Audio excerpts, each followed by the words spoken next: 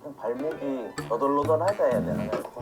어이구 많이 빠진 거예요. 많이 찼네. 것도 많이 찼네. 발목을 삔 채로 인대가 안 아물어서 발목이 불안정한 거를 만성 발목 불안정증. 공연하고 나서도 막 다리를 절고 통증도 심하고 인대가 아마 굉장히 많이 파열되면서 불안정한 증상이 있는 것 같아요.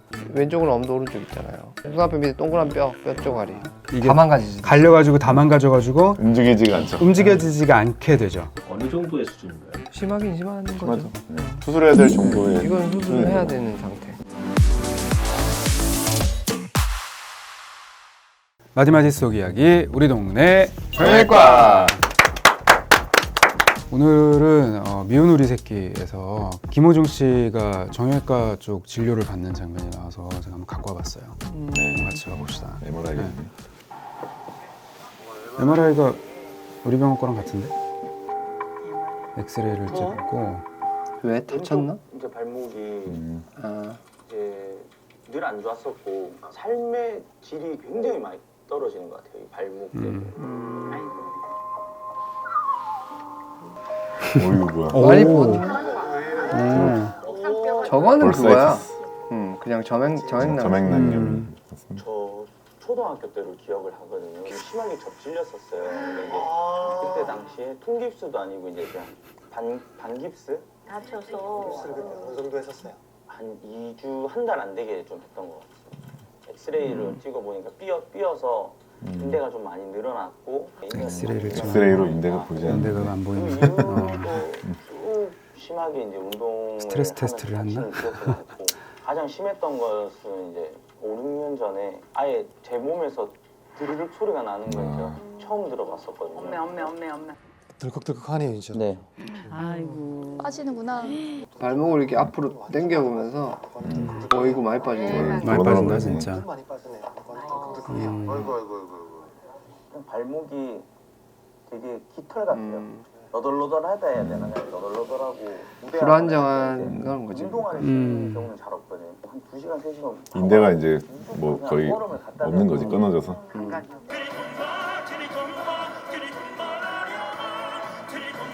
얼굴은 웃고 있지만. 그러니까. 저러거나 절뚝절뚝하는 거 아니야 이제. 아이고. 그러네. 그러네 절뚝하네.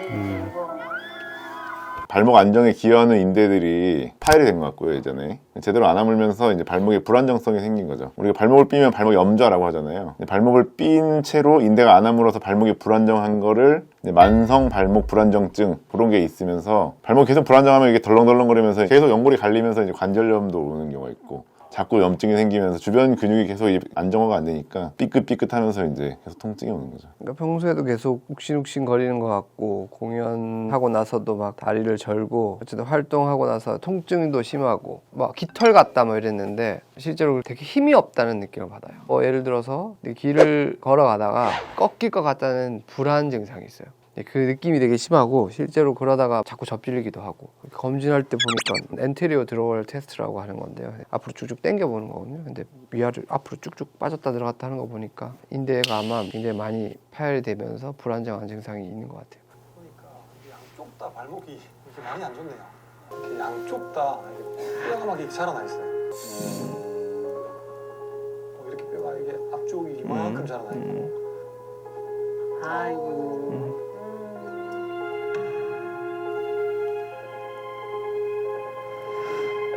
그러네. 아이고 오래된 거지. 뭐. 그러네.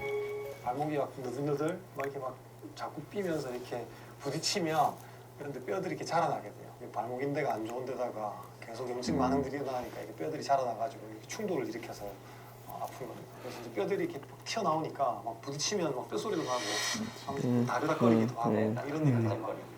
뼈들은 불편한 자극이 되면은 그런 불편한 방향으로 좀 웃자라게 되는 그런 성향이 있어요. 그래서 퇴행성 관절염이 있는 할머니들 보면은 무릎이 이만하다고 크다고요. 무릎 주변에 이제 뼈들이 이렇게 자라서 골극이라고 하는데 그 뼈들이 자라서 이렇게 커지게 되는 겁니다. 사실 자기 보호 기전이에요. 그렇게 골극이 계속 자라면은 궁극적으로는 나중에는 그 골극들이 이제 그 관절을 안정시키게 되거든요. 그러니까 흔들리는 거를 골극이 이렇게 자라면서 결국에는 안 움직이고 더 이상 덜 흔들리게 되죠. 그러니까 만약에 김호중 씨가 계속 저 관절을 그냥 냅두잖아요. 그러면은 골극이 앞뒤로 이렇게 자라면서 안 흔들리게 돼요. 이게 다 망가지지. 갈려가지고 다 망가져가지고 움직이지가 않죠. 움직여지지가 않게 되죠. 우리 막 손 많이 쓰면 굳은 살 베기잖아요. 자극을 받으니까 보호하려고 하는 거고 모든 관절에서 다 생겨요. 근데 발목이 좀 많아요. 이게 뭐 실제로 20대도 보고요. 특히 태권도 하는 그런 어린애들 막 10대 후반인데도 잘하는 애들도 있고 축구 많이 하거나 뭐 이렇게 발차기를 막 이렇게 타격을 많이 하는 그런 애들 보면은 이제 되게 많아요. 구독. 최악의 상황으로 가면 관절이 닳아가지고 뭐 잘 못 걷는 거죠. 뭐 잘 못 걷는 거죠. 걷지도 못할 만큼 그 정도입니까? 발목인데 불안정성이 있으면서 와. 관절염까지 많이 어렵다. 저기 지금 엑스레이가 나오는데 왼쪽은 왼쪽이 많이 왼쪽이 심하구나. 진짜 심하네. 그래서 뭐 제일 안 좋은 후드럴리전이, 제일 안 좋아. 이제 우리가 발목을 아까 발목 인대를 우리가 좀 보기 위해서 예. 발목을 이제 꺾어 찍는 사진을 자세히 나오나 찍었잖아요. 보다. 이 꺾어 찍었던 사진들이 한 음. 17도 정도로 이렇게 막 굉장히 심각하게 흔들려요. 밑에 뼈 조각도 보통 있는. 그냥 일반 정상인 분들은 몇 도 정도가 평균적인 겁니까? 남자들 축구 좋아하고 발목이 이렇게 단단한 사람들은 뭐 한 3도, 4도 요 정도밖에 안 돼요. 그럼 17도면은 한 5배. 우와, 어마어마한. 흔하다. 단단한 거의 5도 사람들은 이내죠. 보통 5도 이내로 벌어지고 왼쪽은 17도 정도로. 진짜 많이 벌어져. 여기 복숭아뼈 밑에 동그란 뼈도 있잖아요. 심각하죠. 왼쪽은 엄도 오른쪽 있잖아요. 복숭아뼈 밑에 동그란 뼈 쪼가리. 발목은 그리고 접질리는 각도가 이런 식으로 접질리거든요. 그러면 이제 바깥쪽 복숭아뼈 인대가 끊어질 수밖에 없어요. 그게 자꾸 접질리다 보면은 이제 저렇게 뼈 조각 같은 게 그 인대 주위에 바깥쪽에 생겨서 이분도 이렇게 커다란 게 있는 것 같고요. 이제 우리가 MRI 찍은 것도 여기 보면 진짜 정도구나. 이제 MRI 상에서 이렇게 발목이 어이구. 아, 많이 굉장히 또 많이 찼네. 하얀 것들이 전부 다 이제 부종이거든요. 승부가 다 물인 것 같고. 이 하얀 것들이 전부 다 이제 부종이거든요. 원래 관절 안에는 물이 들어있어요. 관절액이라는 윤활유가 들어있는데 이제 자극이 되면 염증이 생기면은 그 물을 만든 세포들이 물을 막 많이 만들어서 물이 차는 거예요. 우리 무릎에도 물 차듯이 발목 관절에도 물이 찬 거예요. 근데 저렇게 문제되는 상황, 자꾸 접질리거나 충돌이 생기거나 그런 자극에 의해서 그 염증 물질들이 막 떠돌아다니는 거니까 통증도 더 심하고 막 꽉 차 있는 느낌 때문에 불편하고. 어떤 관절에든지 다 생길 수 있어요. 심지어는 이제 허리에 있는 후관절이라고 하는 아주 조그만 관절에도 그렇게 물이 차가지고 거기도 관절낭이 이렇게 붓고 뭐 뒤로 튀어나오기도 하고 그렇습니다. 손가락도 물론이고요. 이제 32살인데 이게 이제 사실 32살에 생길 수 있는 그런 발목이 아니에요.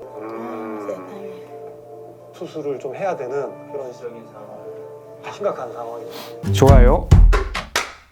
선생님들 지금 환자를 이렇게 많이 보시잖아요. 어느 정도의 수준인가요? 심하긴 심한 거죠. 맞아. 수술해야 될 정도의 이건 수술을 수준인 해야 거. 되는 상태. 발목은 이제 움직이지 않게 양 옆에는 인대가 튼튼하게 달려 있고 그래서 이제 안정성을 부여하게 되는데 한쪽 인대가 끊어진 거죠, 이쪽이. 그래서 이렇게 빠지는 거예요, 이렇게. 그러면서 이제 계속 뼈가 갈리고 하면서 이제 주변에 통증도 생기고 염증도 생기고 관절에 물도 차 있고 이런 상황이죠. 그래서 이 안정성을 부여하는 그런 수술을 하게 됩니다. 조금 발목이 아프다고 해서 다 뭐 수술하진 않잖아요. 재활을 통해서 불안정한 거를 조금 잡아볼 수 있다. 뭐 그것도 맞는 말이거든요. 근데 이거는 이제 그 수준을 벗어난 거죠. 뭐 인대 기능이 거의 없을 것 같고 활동만 하면 저렇게 다리를 절고 다닐 정도면 이미 그런 재활을 통해서 해결할 수 있는 단계를 넘었으니까 당연히 이제 수술을 해야 될 거예요. 관절은 계속 마모되면 연골이 또 닳게 되니까 관절염이 또 올 수가 있겠죠. 그 퇴행성 관절염처럼 더 빨리 올 수도 있는 거군요. 더 빨리 오죠. 그렇죠. 다친 관절은 관절염이 온다. 이 상태에서 수술을 해서 어느 정도 다시 회복이 된다고 하더라도 그런 일이 전혀 없었던 사람보다는 무조건 빨리 와요. 이미 망가진 부분은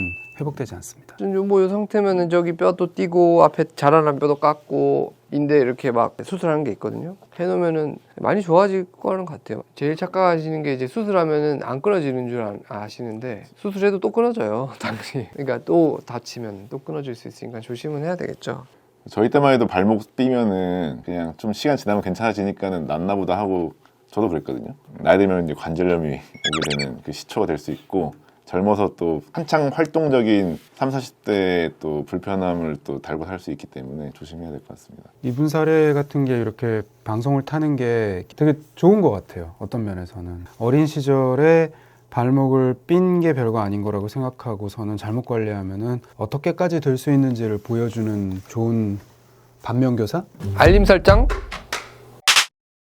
뭐 발목이 접질렀을 때는 일단 너무 많이 부으면 나중에 빠지는데도 오래 걸리고 피부도 안 좋아질 수 있기 때문에 붓기를 방지하기 위해서 다리를 좀 올리고 얼음찜질을 하는 게 좋겠습니다. 얼음찜질을 할 때는 얼음을 직접 다친 부위에 대지 마시고 이제 수건으로 감싸서 내주시고 가급적이면 누워서 심장보다 높게 발을 이제 높이 들고 있는 게 좋겠죠. 제일 헷갈려 하시는 게 냉찜질 해야 되느냐 온찜질 그거 갖고 많이 싸우시더라고요. 부부끼리 오셔가지고 다쳤을 때는 꼭 차가운 걸로 찜질해 주셔야지 따뜻한 걸로 찜질하면 오히려 더 붓거든요.